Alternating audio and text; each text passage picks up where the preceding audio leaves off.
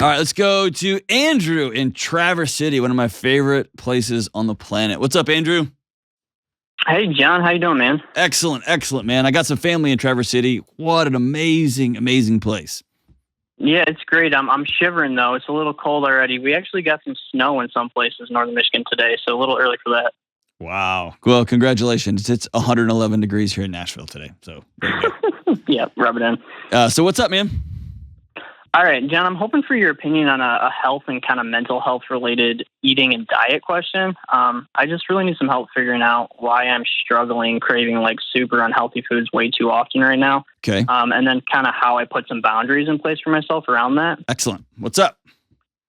All right, so I got a 3-month-old baby, so I'm a little tired. Hopefully my details make sense. We'll boy or girl?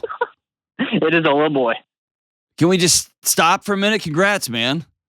Thanks, man. It's our first. Really excited about it. It's all going okay. Perfect.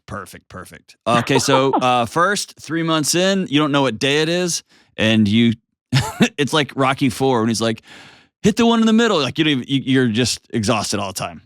And yeah, for sure, okay. For sure.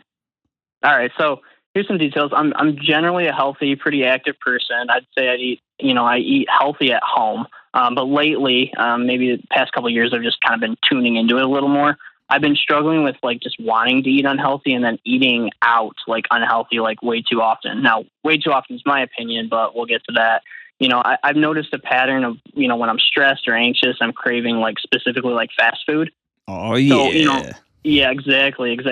So the first thing is, again, I'm wondering if you can help me figure out why that is. But also, if you can give me some boundaries you'd recommend around cheat meals. I've heard you talk about cheat meals and different things, but I feel like I just have an unhealthy view of food right now. Sure. And it's super bothering me, man. Absolutely. Well, thanks for calling it out. And, man, this takes a level of introspection. And what I mean by that, this is for all new parents, or all parents going through particular life transitions with themselves, their spouse, and their kids. Noticing, hey, I've started engaging in unhealthy behavior. I had this conversation the other night with myself about social media again. I've gotten sucked back into the vortex, and I was like, man, I'm just staring at this thing all day.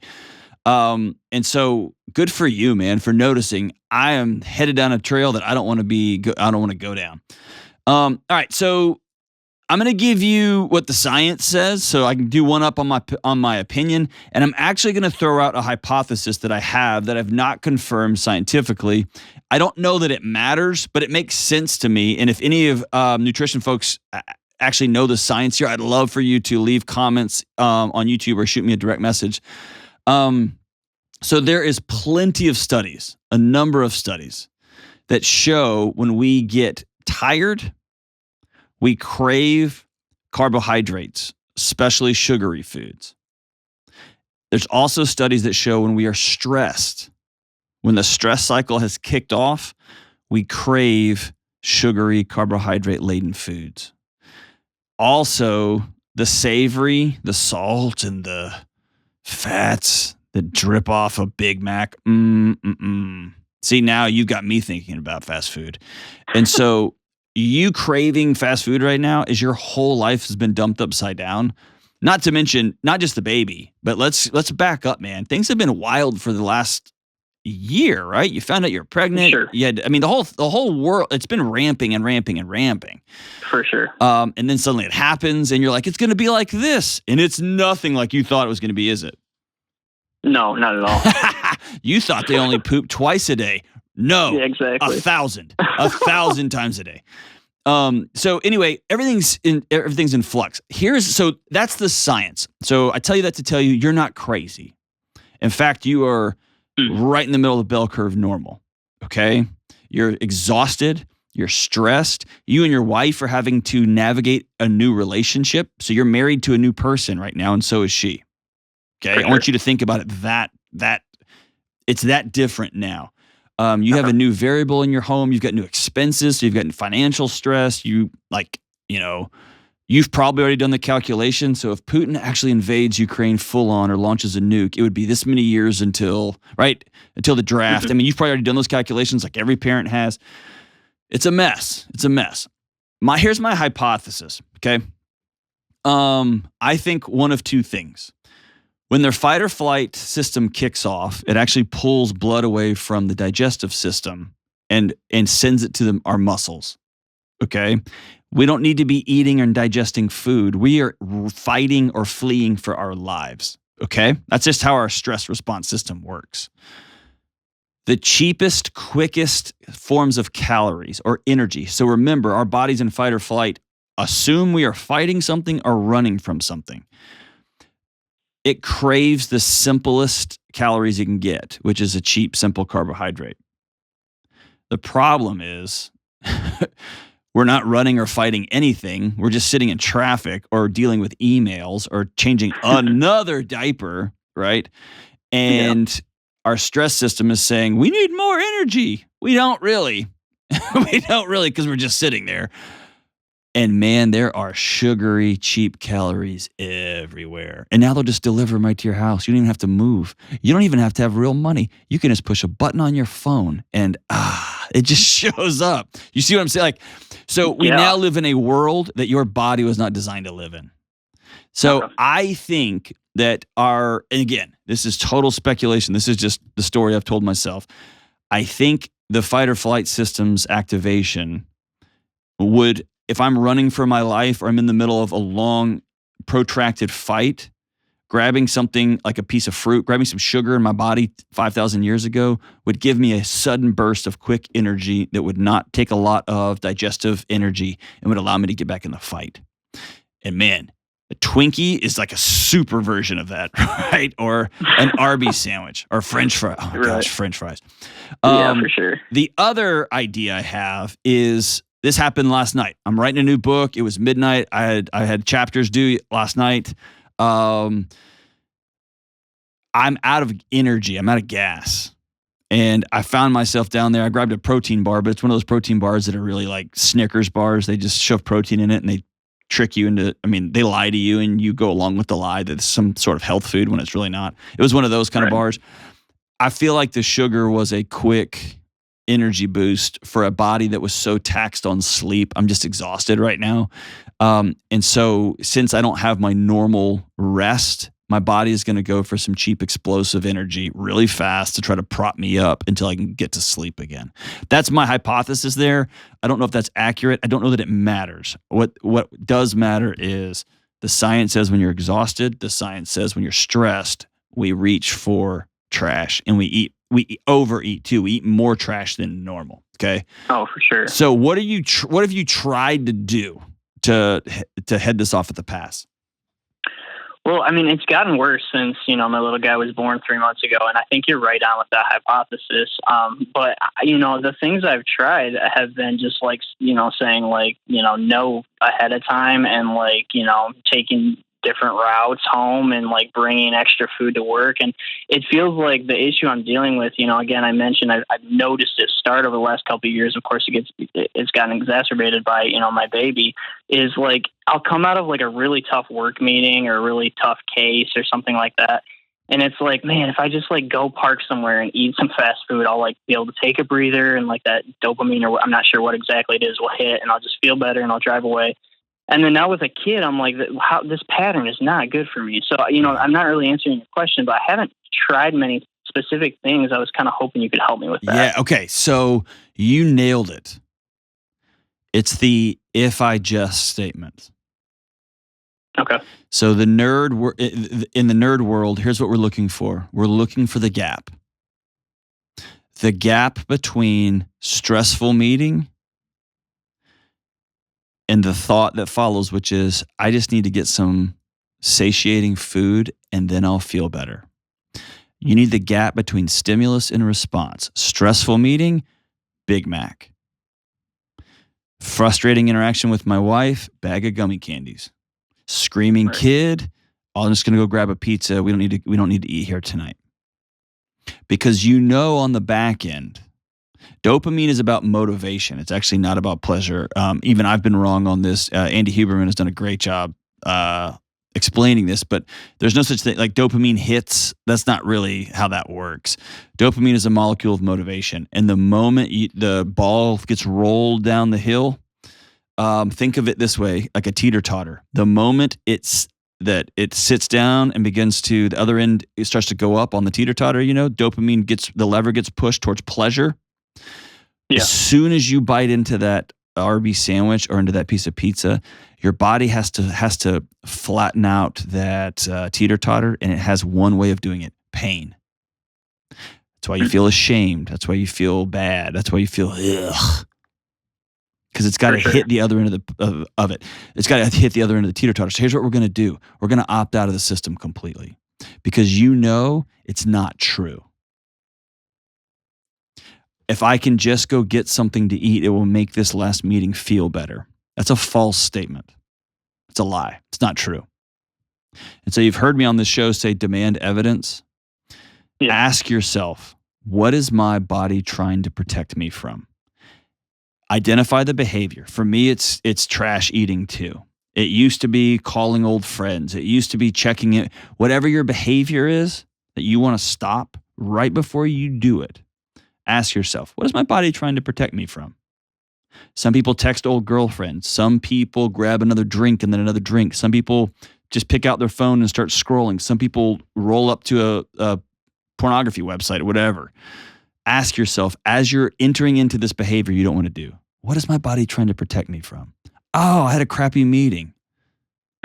Makes me feel like I'm going to get fired. And then here's the magic words. We're going to demand evidence. Am I going to get fired? No. Or am I going to get fired? Yeah. If I don't make another sale, I'm going to get fired. I should probably look for another job, right? Or I should probably start getting on the phone, right? So we can solve that problem with actual things, actual actions that are going to work. But an Arby's sandwich has never solved anything. It just hasn't. Right. Is that fair? Yeah, it is fair. It makes sense. And I think you're on it. More tactically, I've had seasons where I took my debit card out of my wallet and gave it to my wife. Wow, yeah. Delete all apps off your phone. When you're trying to change an addictive habit, you have to create systems that allow you to be successful. All the junk has to be out of the house. I don't have access to money. I just can't go. I can't stop there. And you're going to run out of gas at one point. And it's going to be super annoying. And we're playing a long game with your health. It's worth the exchange. But in this early stage, that's why if you're an alcoholic, if you're struggling with alcohol, you got to dump everything down the sink. You got to get out of your house. Start day one. You have to stop hanging out with people who go to bars day two, right? You got to make some radical life changes. You do too. You're going to have to practice new coping behaviors. It may be after a hard meeting, I'm going to go for a walk. It may be after a hard meeting, I'm going to call a friend. It may be after a hard meeting, I'm going to pull out a journal that I got for like $8, at Walgreens. And I'm going to write down, here's what I felt in that last meeting. We're going to practice new coping. On the way home, I'm just going to swing by the gym for 15 minutes and do a 15-minute workout. That's it. See what I'm saying? We're building in things along the way that are going to become new habits for us to start. Yeah. But you got to go scorched earth on the prevention side.